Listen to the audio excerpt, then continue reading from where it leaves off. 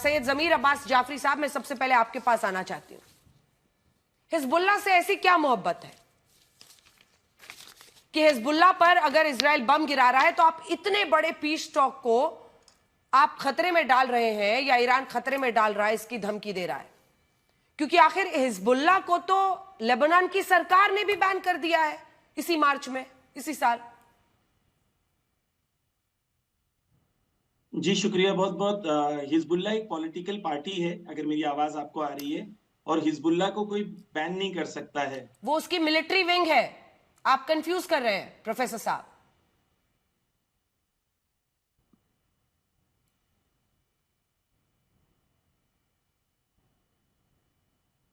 आवाज आ रही है?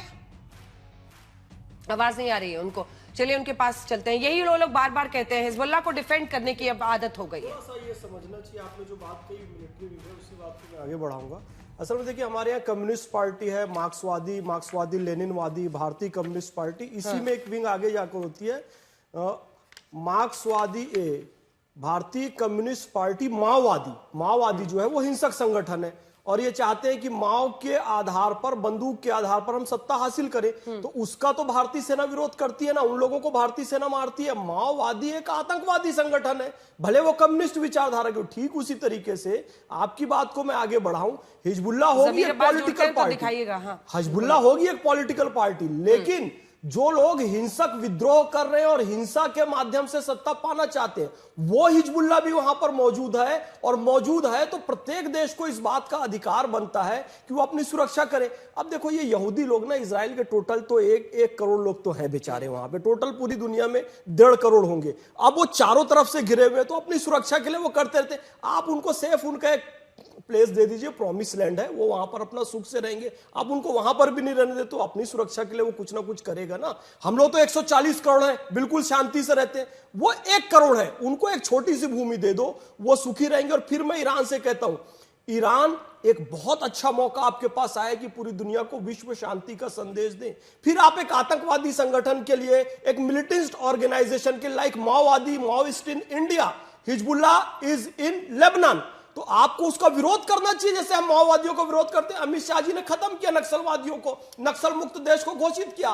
तो ईरान को भी चाहिए हिजबुल्लाह मुक्त, और इजराइल को भी चाहिए, और लेबनान को भी चाहिए कि हिजबुल्लाह मुक्त विश्व को घोषित करें, तभी तो विश्व शांति रह सकती। आप केवल धर्म के नाम पर, चूंकि ये मेरे समुदाय का है, सुन्नी समुदाय का है, या शिया समुदाय का है, या मुस्लिम समुदाय, इस आधार पर किसी आतंकवादी संगठन को आप सपोर्ट नहीं कर सकते। भारत के कम्युनिस्ट भी ये करते रहे। मैं बार बार दोनों को कनेक्ट इसलिए कर रहा हूं क्योंकि भारत के कम्युनिस्ट भी लगातार माओवादियों को सपोर्ट करते रहे। जेएनयू में जो भारत के कम्युनिस्ट है, वो माओवादियों की जीत पर खुशी मनाते थे, और सीआरपीएफ भारतीय पुलिस पर जब हमला होता था तो उस हमले को जायज ठहराते थे। ठीक उसी तरीके से जब हिजबुल्लाह वाले कोई हमला करते हैं इजराइल पर या दूसरी जगहों पर, तो ये उसका सपोर्ट करते हैं, क्योंकि वैचारिक रूप से एक है, धर्म के रूप से एक है। नहीं, इसे धर्म के, संप्रदाय, समुदाय के चश्मे से नहीं, बल्कि इंसानियत के नजरिए से देखना चाहिए। प्रोफेसर साहब जुड़ रहे हैं कि नहीं जुड़ रहे हैं?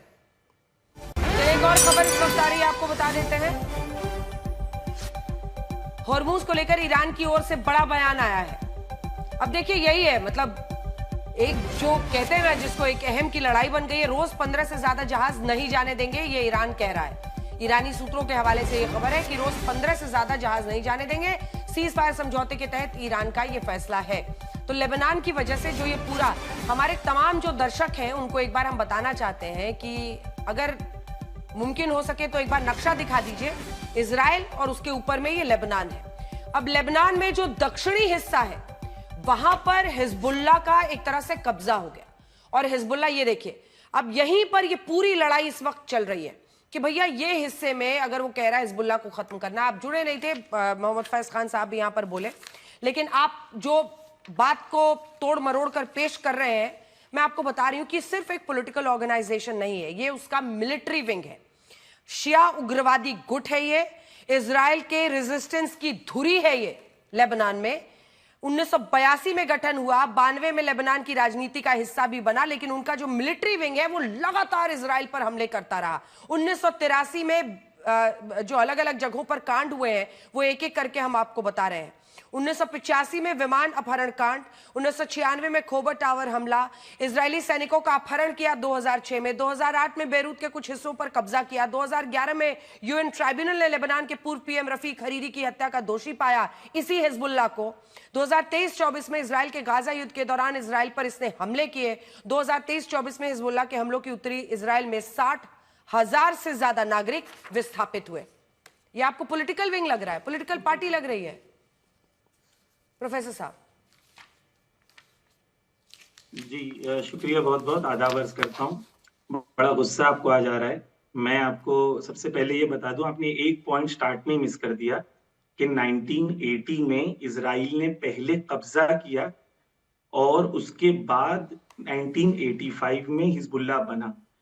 ये आप अगर थोड़ी सी हिस्ट्री अगर इसको ऐड कर लें तो आपके लिए चीजें क्लियर हो जाएंगी। ठीक है, दूसरी चीज ये है, थोड़ी सी ज्योग्राफी, हिस्ट्री और अकाउंट्स आप ऐड कर लें आज प्रोफेसर, और बताएं कि ईरान इसकी फंडिंग क्यों करता है। जब लेबनान की सरकार कह रही है कि भाई ये आतंकी संगठन है, तो ईरान क्यों फंडिंग करता है? थोड़ा सा ये अकाउंट समझा दीजिए आप। मैं सब समझा दूंगा आपको, अगर समझने के लिए तैयार हो तो सब समझा दूंगा आपको मैं। सबसे पहली चीज तो ये है कि अगर किसी मूवमेंट को आप, क्योंकि आपको लग रहा है वो टेररिस्ट ऑर्गेनाइजेशन है, वो ऑफिशियल इंडियन गवर्नमेंट का स्टैंड नहीं है। अब फिर आपने गोल पोस्ट चेंज किया। देखिए जमीर साहब, नहीं आप गोल पोस्ट रोज चेंज करते हैं और फिर कह रहे हैं आप समझना नहीं चाहती हैं, आप समझना। मसला मैं नहीं हूं, मसला हिजबुल्लाह है, मसला लेबनान है, मसला युद्ध में शांति है, मसला सीज फायर है, क्योंकि सीज फायर की तरफ बढ़ेंगे तभी दुनिया में शांति आएगी, तभी जो लोग सिलेंडर, गैस, ऐसी चीजों के लिए परेशान हो रहे हैं वो खत्म होगा। आप समझ रहे हैं कि नहीं समझ रहे हैं? Why this issue is a matter of concern. युद्ध नहीं, आप वही बात रोज कहते हैं भारत सरकार ने नहीं माना। अरे भारत सरकार की चिंता आप छोड़ दीजिए ईरान में बैठकर, मैं जो सवाल पूछ रही हूं उसकी बात कीजिए, क्योंकि इंडिया का इस डायरेक्टली इस फाइट में कोई लेना देना नहीं है। इंडिया किसको क्या मानता है वो आप छोड़ दीजिए।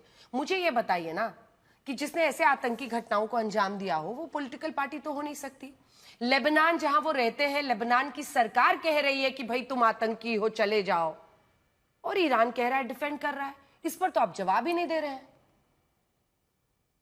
मैं आपको सब जवाब दे दूंगा अगर आप जवाब देने दें और बीच में ना बोले, ठीक है? आप 30 सेकंड में बोलता हूं, उसके बाद आप 1.5 मिनट आप बोलती हैं, या तो आप वो जवाब 1.5 मिनट में इसलिए बोलती हूँ क्योंकि आप रोज, आपका रिकॉर्ड एक ही जगह घिसा रहता है। जैसे हिजबुल्लाह का नाम लूं, भारत सरकार ने उनको आतंकी संगठन घोषित नहीं किया है। अरे हमास का नाम लिया ना, इजराइल की पार्लियामेंट ने लिया।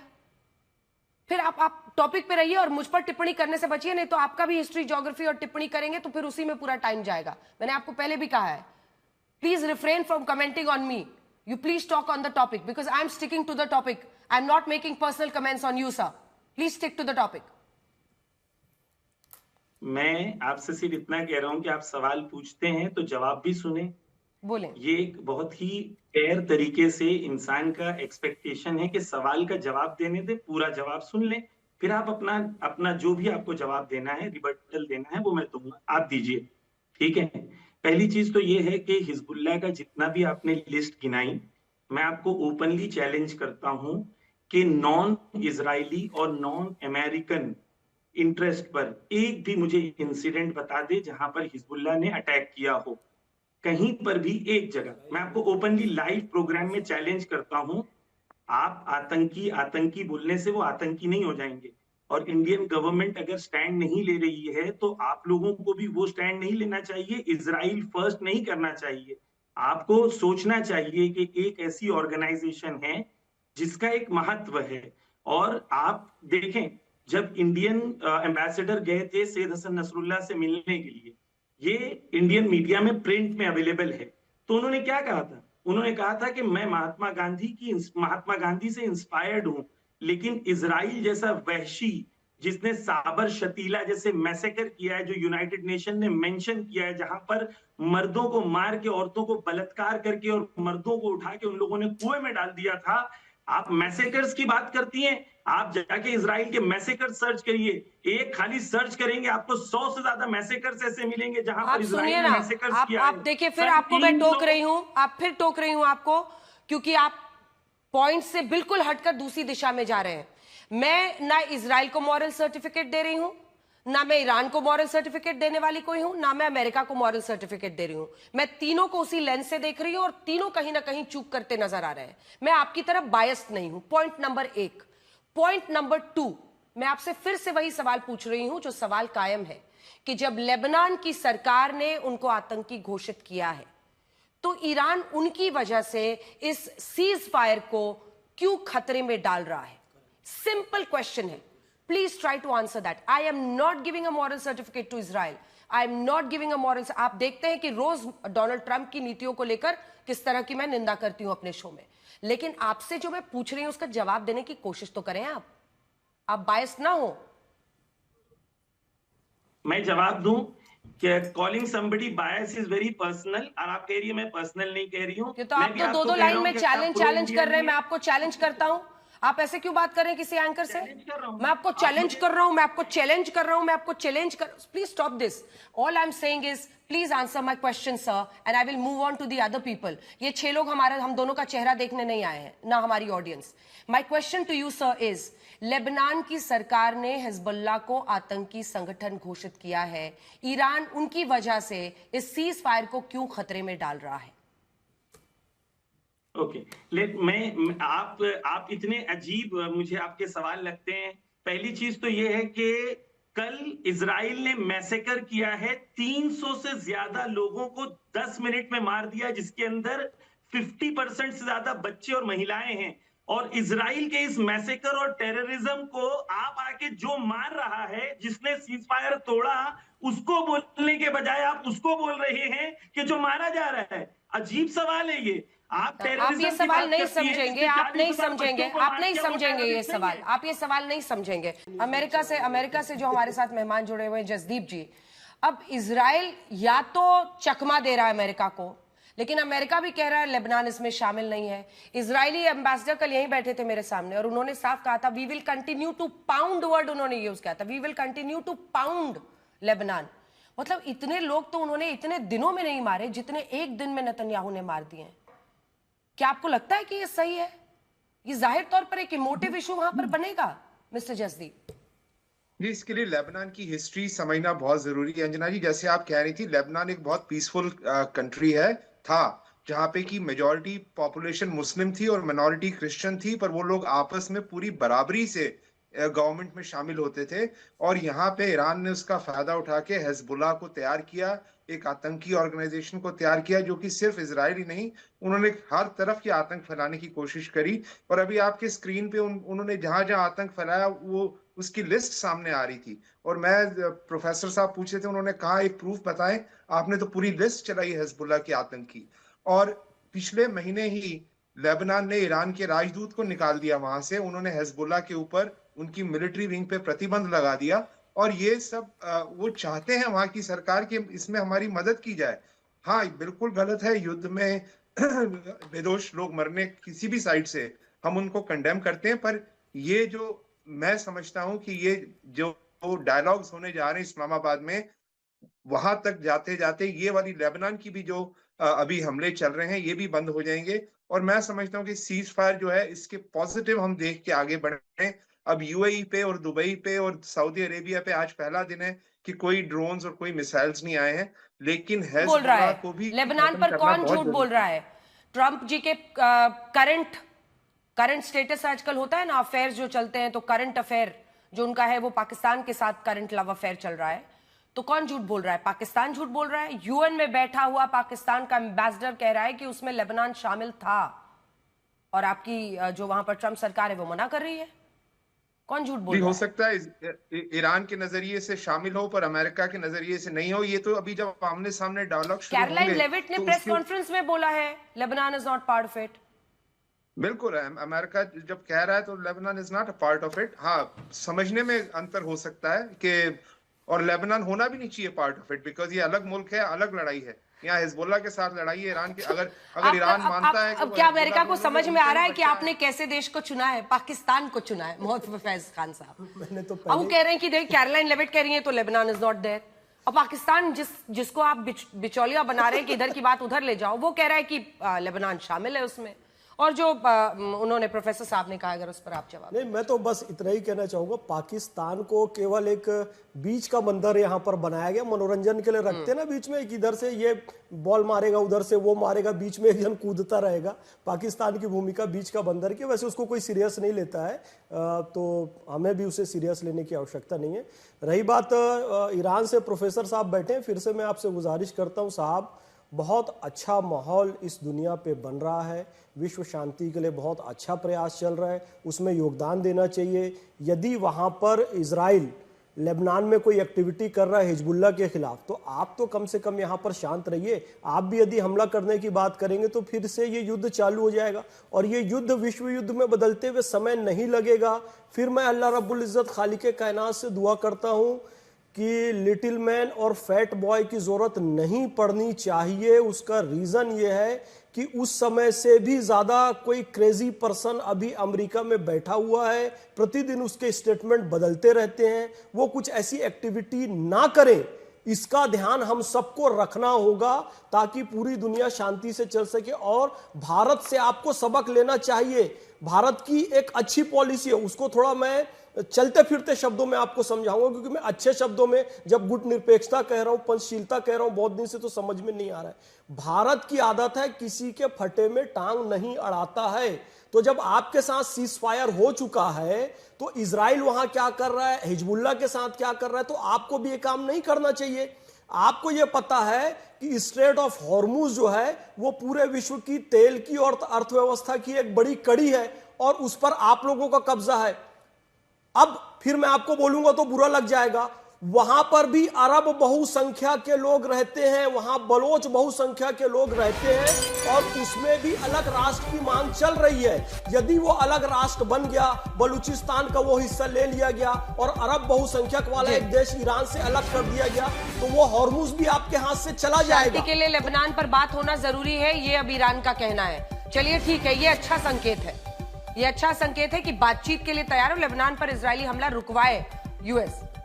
ईरान अगर ये कह रहा है, क्योंकि देखिए शांति की प्रक्रिया के हम लोग पक्षधर हैं, हम लोग ये नहीं कह रहे हैं कि भाई आप अब इसको सर्टिफिकेट दे रहे हैं, उसको दे रहे हैं। सिर्फ इंडिया का यही स्टैंड है, और वो ये है कि शांति हो, उसके लिए जो भी बातचीत करनी है, भाई आपको जैसे भी डील करना है, ट्रंप से करना है, नेतन्याहू से करना है, और ये किसी देश के लिए आसान नहीं होता है, खास तौर पर ऐसे वक्त पर जब वो अलग अलग बयान देते हैं। उनकी बात का जवाब दीजिए प्रोफेसर। नहीं, बहुत अच्छी बात है अगर ईरान की तरफ से भी ऐसा रहा, और हम बार कह रहे हैं, उसी का जवाब दे रहे हैं प्रोफेसर साहब। आप जो बोले, बोलिए प्रोफेसर।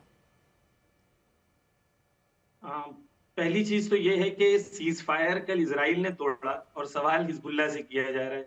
ये अजीब दुनिया है जिसने कल 300 लोगों को मार दिया, जिसमें 50% से ज्यादा बच्चे और औरतें थीं। उनसे जो मारा है, जो कातिल है, उससे सवाल नहीं किया जा रहा है, जो मकतूल है उससे सवाल किया जा रहा है कि तुम सीज फायर तोड़ रहे हो। इससे ज्यादा प्रो इजराइल बात कोई कर नहीं सकता। आज आप प्रो इंडिया बात करते। मैं देखें अंजना जी, आपके शो में मैं इस शर्त पे आता हूं कि ऐसे पैनलिस्ट लोगों से मैं बात नहीं करना चाहता हूं। मैं आपसे बात कर रहा हूं, इनको कहें बीच में मुझसे बात ना करें। और दूसरी चीज ये है कि जो स्टैंड ईरान का, हमें पता है सब, दूसरे पैनलिस्ट को आने भी नहीं देते हो आप, हम क्या बोलें। इतना गुस्सा भी ठीक नहीं प्रोफेसर साहब, इतना भी क्या गुस्सा है। लोग, भारत तो लोकतंत्र है, हर तरह की बात होनी चाहिए। देखिए मैं नहीं अंजना जी, खबरदार, आपने ब्रेकिंग न्यूज चलाई, इतना समझदार व्यक्ति बोल रहा है, ब्रेकिंग न्यूज नहीं चलाएंगे आप, उनकी पूरी बात सुनिए आप। अच्छा ठीक, नहीं तो वो धमकी देने लग जाएंगे आपको। अभी हम मेरे को भी धमकी दे रहे हैं, इसको चुप करो, अंजना जी को चुप, सब चुप रहे, यही बोलेंगे और घुमा फिरा के वही बोलेंगे, हिजबुल्लाह का समर्थन करेंगे, आतंकवादी संगठनों का समर्थन करेंगे। और खुल के कह रहा हूं, शिया है इसलिए समर्थन करेंगे। मतलब शिया खाली इंसान है क्या? मुसलमान खाली इंसान है क्या? यहूदी इंसान नहीं होता है, अमरीकी इंसान नहीं होता है, लेबनीज इंसान नहीं होता, भारत का हिंदू इंसान नहीं होता है, भारत की महिला अंजना जी पत्रकार इंसान नहीं होती है क्या? उनको धमकी दी जाएगी, मैं बोलूंगा तो मैं ही बोलूंगा। ब्रेकिंग न्यूज नहीं चलाना, कोई गुंडागर्दी है क्या यहाँ पर? हमारे चैनल पर बैठकर हम ही से गुंडागर्दी करेंगे, हमको बोलेंगे हमको इस पैनलिस्ट से बात नहीं करना है क्या? मैं कोई अपमानित व्यक्ति हूं? मैं इस देश का सम्मानित नागरिक हूं, मैं 1/140 करोड़ भारत हूं, हम भारत के लोग, मैं हिंदुस्तान हूं, और तभी से बात करनी चाहिए इनको। और हम लोगों ने यहां पर असली ईरान को हमने बसाया हुआ है। फिर कहता है इन लोगों ने मार मार के भगा दिया था। जमशेदजी नुसरवान जी टाटा हमारे यहां पर आए, रतन टाटा हमारे यहाँ, होमी जहांगीर भाभा हमारे यहाँ, फिरोज शाह मेहता हमारे यहाँ, दादा भाई नौरोजी हमारे यहाँ, मैडम भीकाजी कामा हमारे यहाँ, बोमन ईरानी हमारे यहाँ, शामक दावर हमारे यहाँ। उनके यहाँ जो दीपक जलता है ना, वो असली दीपक है। ठीक है, ठीक है। जो ईरानी सभ्यता का चले गए प्रोफेसर साहब, वो आएंगे तब उनसे चर्चा करेंगे, वो आएंगे तब गुंडागर्दी करते हैं, जवाब लेंगे। बोलने तो हर जगह, लेकिन आज मिसाइल मार के गुंडागर्दी करेंगे या मीडिया में बैठ के गुंडागर्दी करेंगे। है मेजर जनरल यश, मैं आपके पास आना चाहती हूँ, आप इसको किस तरह से देख रहे हैं? क्योंकि अल्टीमेटली मतलब देखिए, कोई इजराइल को, ये मैंने उनको भी बोला कि हम लोग कोई इजराइल को या अमेरिका को कोई मॉरल सर्टिफिकेट नहीं दे रहे हैं, बट भाई जिनको टेररिस्ट की जो मार झेलते हैं, और भारत इससे बेहतर कौन समझ सकता है? मतलब भारत ने देखा है कैसे लश्कर, जैश, ऐसे आतंकी संगठनों को पाकिस्तान पालता है। तो जब लेबनान में ऐसा होगा, अब वो हिजबुल्लाह के पीछे जा रहे हैं, इसकी वजह से सीज फायर खतरे में डाल दिया जाए, ये भी तो ठीक नहीं है। जनरल यश, आपको क्या लगता है? अंजना जी, पहली बात तो सभी दर्शकों को जय हिंद। जय हिंद। और बड़ी शर्म की बात है कि सीज फायर का मतलब होता है सीज फायर, एक गोली ना फायर हो। और उसके बाद ऐसा अटैक, मोस्ट ग्रूसम अटैक, एक दिन के अंदर, एक अटैक के अंदर इतना जबरदस्त अटैक कि आपने 250-300 लोग मार दिए और ये कर दिया। तो ये यूएस की उसमें कितनी रजामंदी है नहीं पता नहीं है, लेकिन ये पूरी की पूरी लड़ाई 28 तारीख को जब शुरू हुई थी तो तभी लेबनान फ्रंट खुला था और ईरान का। तो logically Lebanon is very much part of this cease fire, और ये इनिशियली माना गया है। अगर नहीं है तो अब ये ट्रंप सरकार की मजबूरी बनती है, उनकी जो है ये उनका कर्तव्य बनता है कि किसी तरीके से इजराइल को कंट्रोल किया जाए। इजराइल को ये मौका नहीं दे सकते कि बड़ी मुश्किल से शांति की एक किरण निकली है, और सबसे ज्यादा भारत के ऊपर असर पड़ रहा है इस युद्ध का। हमें तो सबसे पहले इसमें जो है आगे बढ़ के शांति की पहल जो भी है, चाहे पाकिस्तान करे, इजिप्ट करे, कोई भी करे, बट कम से कम माने तो सही है किसी प्रकार से, बिकॉज ये वॉर ऑफ चॉइस थी। इससे सबसे इलीगल वॉर। आप फ्रांस के प्रेसिडेंट का वक्तव्य पढ़ लो, स्पेन के प्रेसिडेंट का पढ़ लो, पूरा यूरोपियन यूनियन ने बात कर रहा है। अमेरिका के लोग सड़कों पर आए हुए हैं अपनी एडमिनिस्ट्रेशन के खिलाफ। तो कहीं ना कहीं हमें यह देखना चाहिए कि इस अटैक की जरूरत क्या थी, जबकि सीज फायर अनाउंस हो गया है। और सीज फायर अनाउंस किया डोनाल्ड ट्रंप ने। हाँ ठीक है, मुझे लग रहा है कहीं ना कहीं यूएस एडमिनिस्ट्रेशन के बीच में एक तालमेल की कमी है, वो उनकी प्रेसिडेंसी और उनकी आर्मी के बीच में भी है, और कहीं ना कहीं एडमिनिस्ट्रेशन के बीच में भी है। तो शायद कोई कंफ्यूजन अगर है तो कंफ्यूजन क्लियर करना चाहिए, बट ये टाइम है जबकि उस फ्रंट पर भी सीज फायर करी जाए। और यहां तो ईरान इज, आई थिंक, बहुत उन्होंने मैच्योर तरीके से। बस किसने कंफ्यूजन किया है? कहा बिल्कुल बहुत अच्छी बात है। अगर उन्होंने कुछ ही देर पहले खबर आई है कि वो बात करना चाहते हैं इस पर, और कम से कम यूएस से वो बात कर रहे हैं, ये अपने आप में दिखाता है कि रिस्ट्रेंट दिख रहा है। लेकिन सवाल यही है, नहीं जनरल यश, सवाल ये है कि फिर ये कंफ्यूजन हुआ कैसे? अगर कैरोलाइन लेविट भी, जो उनकी प्रेस सेक्रेटरी हैं, वो कह रही हैं कि भाई Lebanon was not part of it, अगर इजराइल भी कह रहा है Lebanon was not part of it, अभी आपने कहा पाकिस्तान कराए, चाइना कराए, खुश रहना चाहिए भारत को, लेकिन पाकिस्तान ने करा, इसी वजह से तो ये कंफ्यूजन नहीं हो गया है। नहीं प्लीज, इसमें ना अननेसेसरली हमें देखना चाहिए कि सीज फायर जब अनाउंस हुआ था तो उसमें वर्ड ऐड है लेबनान पूरे फ्रंट पे सीज फायर होगा। इसी बात पे ईरान हाँ भरा और अमेरिका ने हाँ भरी। तो कम से कम देखो, सबसे बड़ी मुश्किल अंजना ओम कश्यप जी की लग रही है, अगर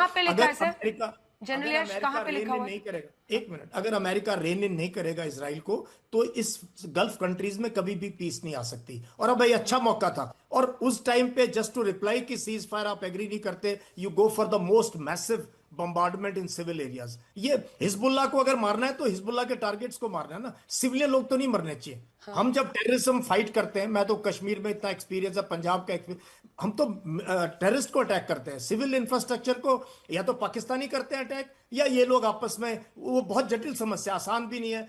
हमास, हिजबुल्लाह, हुती, ये बहुत ही मुश्किल है, शो में क्लैरिफाई नहीं किया जाता, बट सीज फायर होनी चाहिए। बट जनरल यश, आप कह रहे हैं कि कोई तो है जो इजराइल को रेन इन करे, हिजबुल्लाह, हमास, हुती को कौन रेन इन करेगा?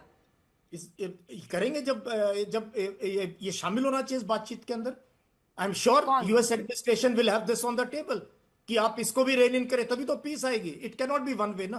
तो Hezbollah, Hamas, Houthi, Israel, everybody has to rein, सबको बोलना पड़ेगा। जी चलिए, आप जवाब दीजिए। और ये सवाल मैंने आपसे पहले भी पूछा था, हालांकि प्रोफेसर साहब आज कुछ सोच कर आए थे, इसीलिए गुस्सा उसा कर चले गए। हम लोग कोशिश कर रहे हैं फिर से कनेक्ट हो। बट जसदीप जी, एक बहुत डीप क्वेश्चन है, प्लीज अंडरस्टैंड।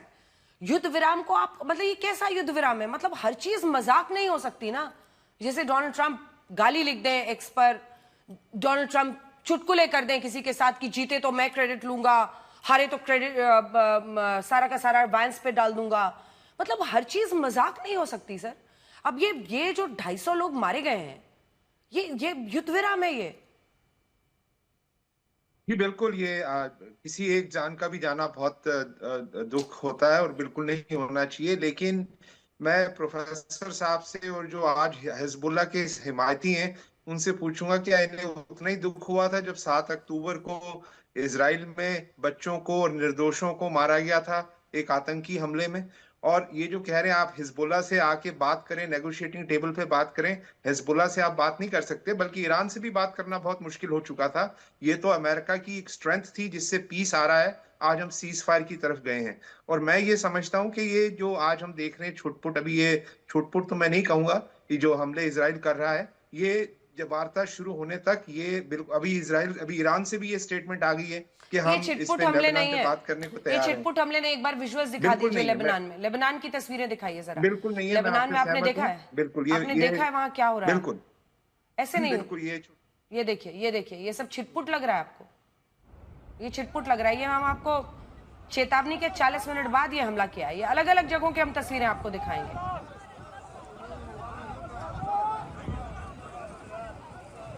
दुनिया भर को आप लोग समझाते चलते हैं कि भाई ह्यूमन राइट्स के साथ खिलवाड़ ना करो, लोकतंत्र की ताकत को समझो, जनता की आवाज को समझो, the innocent must not die.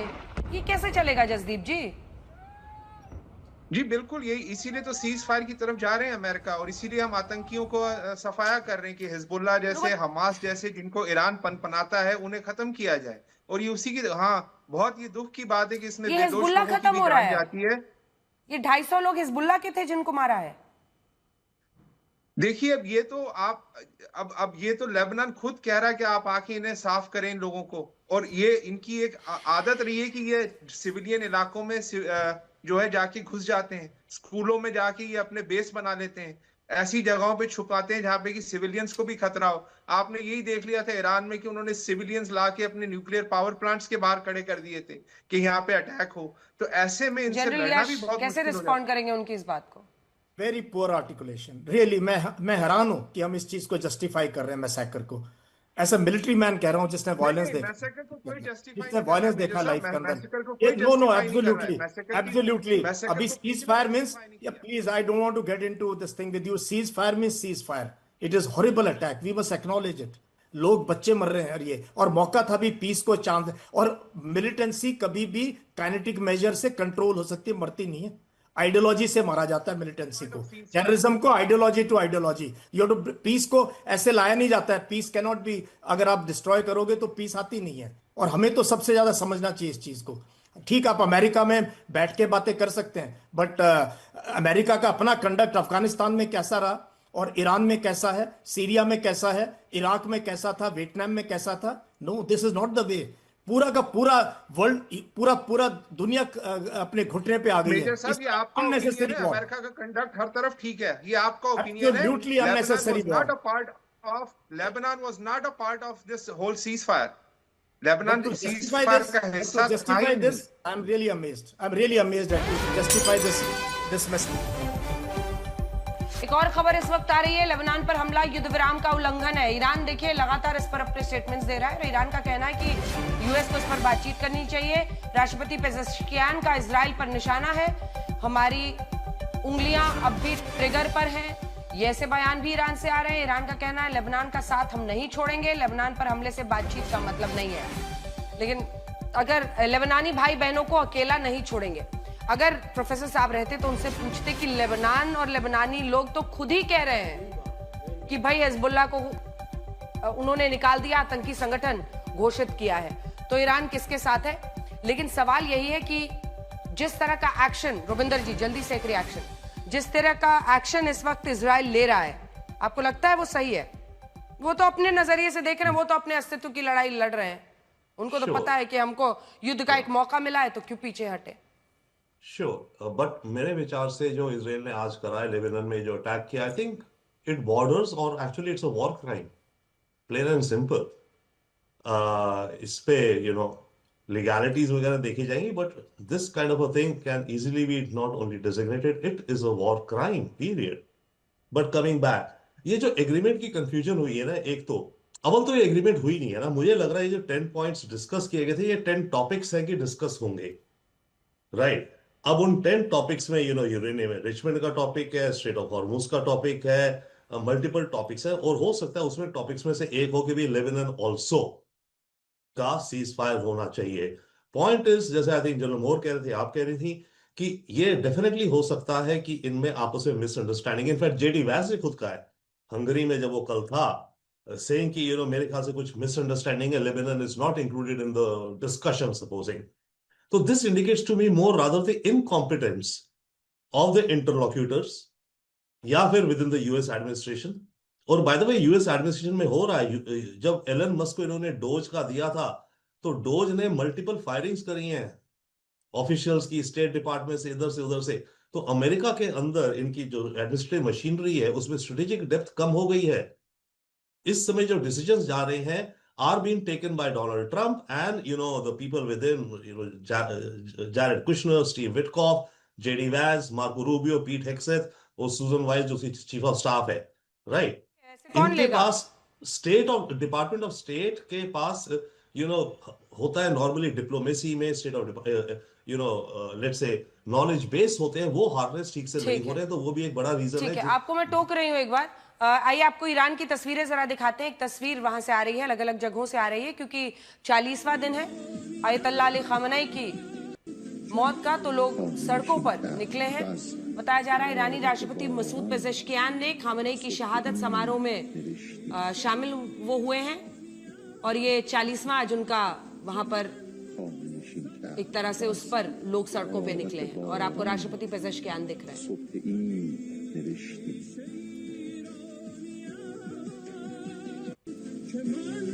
نشین کرد تو از تراوت باران صبح این نوشتی. ये तस्वीरें ईरान की है। कल सबको लगा था कि चलिए 40 दिन हुआ, युद्ध खत्म हुआ है, युद्ध में एक युद्ध विराम होगा। बात सिर्फ इतनी है कि अगर इजराइल लगातार लेबनान पर इस तरफ हमले करेगा तो पीस टॉक्स खतरे में आएंगे और युद्ध विराम खतरे में आएगा। वहीं दूसरी तरफ अगर लेबनान में हिजबुल्लाह को बचाने की कोशिश में ईरान अगर फिर से उसी तरह से घुसता है तो फिर पूरा पीस टॉक डिरेल हो जाएगा और पूरा युद्ध विराम, और इससे किसी का भला नहीं है। युद्ध में शांति ही भारत का एकमात्र